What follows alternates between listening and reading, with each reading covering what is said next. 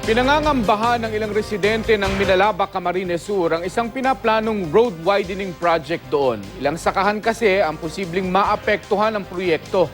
Makibalita tayo kay Mark Bongat ng GMA Bicol. Tanging sa sakahan na ito kumukuha na ikabubuhay ang pamilya ni Efren Siguenza sa barangay del Carmen del Rosario, Minalaba, Camarines Sur.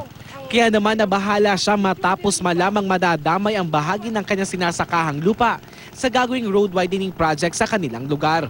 Totoo, kayo ng tinampo.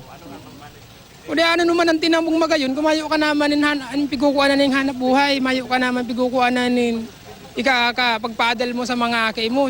Ayon sa Association of Barangay Councils ng Minalabak, 4 na barangay ang maapektuhan ng road widening project ng DPWH. Kabilang dito ang barangay San Juan, San Lorenzo, San Francisco, San Felipe at del Carmen del Rosario. Sasakupin ng proyekto ang 6 na metrong area mula sa gitna ng kasalukuyang kalsada.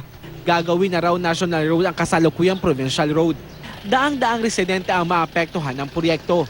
Ayon sa mga residente, hindi naman sila tutol sa road widening project sa kanilang lugar. Pero apila nila, baka maring ilipat ang proyekto sa alternative route sa kanilang barangay. Suportado naman ng ilang konsehal ng Minalabak ang panawagan ng mga residente. Magpapadala raw ang konseho ng resolusyon sa DPWH para hiling ilipat na lang sa alternative route ang proyekto. Siguro mas positibo na response na itong mas makakatabang sa mga constituents na Mudigib. Ayon naman sa DPWH Bicol Region, magsasagawa sila ng pulong kasama ang mga residente para masolusyonan ang usapin. Mark Bongat, Nagbabalita, Pilipinas.